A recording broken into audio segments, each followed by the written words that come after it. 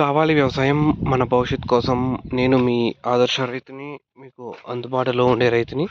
మీరు first time కనుక మన ఛానల్ని చూస్తున్నట్లయితే ఛానల్ని సబ్స్క్రైబ్ చేసుకోండి, అలాగే లైక్ అండ్ షేర్ చేయండి మన వీడియోస్ని. ఇంక ఈరోజైతే మన టమోటాలో కాయలైతే పెరకాలి. రేపైతే కాయలు అనేది పెరుగుతాము. కాయలు అయితే మాగినాయి కాబట్టి ద్వారకు వచ్చినాయి. ఈ ఎండ ఎక్కువ కాసేస్తుంది. ఇది ఆల్రెడీ రోహిణి కార్తె కాబట్టి ఎండ ఎక్కువ దంచి కొడుతుంది.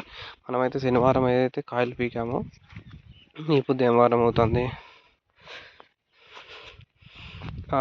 శనివారం కాదు మంగళవారం పెరికాము. బుధ గురు శుక్ర శనివారం అయితే నేను మర్చిపోయాను వారాలు. మనమైతే శనివారం అయితే రేపైతే కాయలు అయితే పెరకాలి. మంగళవారం పెరికాం. బుధ గురు శుక్ర 3 రోజులు గ్యాప్ ఇచ్చాం. ఈ 3 దినాల నుంచి విపరీతమైన ఎండ కాయడం వల్ల మనమైతే కటింగ్ అనేది రేపు కాయలు అనేది ఎక్కువ మాగిపోయాయి. రేపైతే మనం అనేది కటింగ్ అనేది వేస్తాము. రేపు కటింగ్ అనేది అప్లోడ్ చేస్తాను. మనమైతే నేనైతే కాంప్లెక్స్ అనేది వదిలినాము. ఆ కాంప్లెక్స్ కూడా పూర్తిగా అనేది కరగలేదు. చూడండి, మీకు ఈ కలర్ అనేది కొంచెం నీళ్ళ కలరే ఉంది. కొంచెంసేపు తిప్పితే నీకు కలర్ లోపల ఉండే వేరే కలర్ అంత పైకి వస్తుంది. అంత కరిగిన లేదు.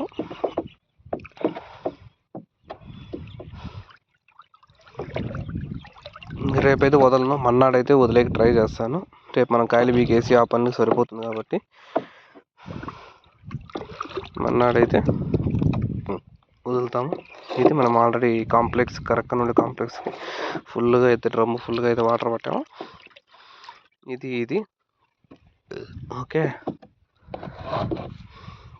డ్రమ్ము ఫుల్గా అయితే చూడండి, కలర్ అంతా చేంజ్ అయిపోయింది. కాంప్లెక్స్ కింద ఉంది కాబట్టి కింద కొనిపోయింది. రేపు కూడా ఇట్లా కలబెట్టేసి 5 నిమిషాల తర్వాత అయితే మనమైతే డ్రిప్పులకి అయితే పోసుకుంటాము. ఎందుకంటే మళ్ళీ డ్రిప్పుల్లో కూడా పోతుంది. మళ్ళీ కొన్ని వాటర్ పట్టుకొని అయితే కరగబెట్టుకోవాల్సి వస్తుంది. ఇప్పుడు కూడా కరిగిండదు. మళ్ళీ కొన్ని వాటర్ పట్టి మళ్ళీ అయితే డ్రిప్ ద్వారా కాంప్లెక్స్ అనేది మనం వదిలేయాల్సి వస్తుంది. మనకు పై పూత అనేది కూడా బాగా వచ్చింది, చూసుకోవచ్చు. పైకాయ కూడా సైజ్ అనేది బాగా వచ్చింది. తెలిసిపోతుంది మనకి పూత అనేది రాలుతుందా లేదనేది కూడా చూసుకోవచ్చు. మనకైతే పూత అనేది కటింగ్ అనేది కాలేదు, ఉండే పూత నిలిచింది. వర్షం పడింది కాబట్టి క్లైమేట్ అంతా కూల్ అయిపోయింది. మనకు అప్పుడు 2 పొద్దుల్లో వర్షం పడడం వల్ల. మీకు ఏమైనా డౌట్స్ ఉంటే కామెంట్ రూపంలో తెలియజేయండి, నేను మీకు అప్డేట్ ఇస్తాను.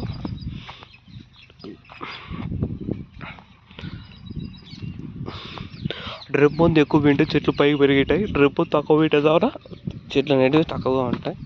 చూద్దాం, రేపు కూడా 100 బాక్సులు అయితే అవ్వాలి అనుకుంటున్నాను. అవుతాయి కదా అనేది రేపు వీడియోలో అనేది అప్లోడ్ చేస్తాను. రేపైతే మనం రేపు కాయలు బిగితే మనం రేపైతే మార్కెట్కి అయితే వేసుకొని వెళ్ళిపోతాం. సాయంత్రం మార్కెట్కి, మునగల చెరువుకి.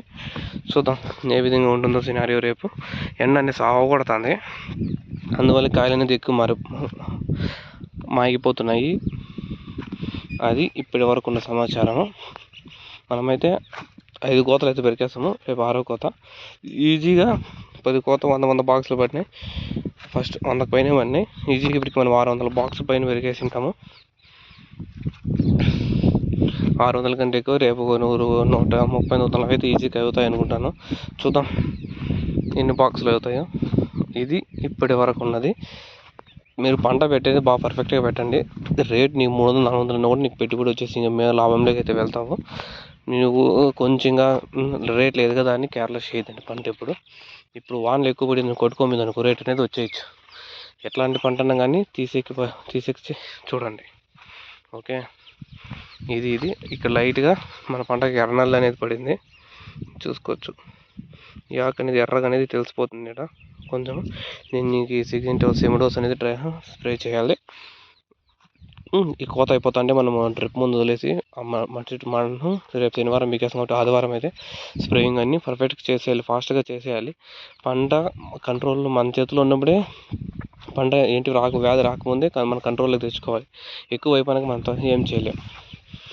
ఓకే, టమోటా అనేది బాగా కాపాడుకోవాలి పంట. ఓకే, ఇది ఇప్పటి వరకు సమాచారం. మీకు ఏమైనా డౌట్స్ ఉంటే కామెంట్ రూపంలో తెలియజేయండి.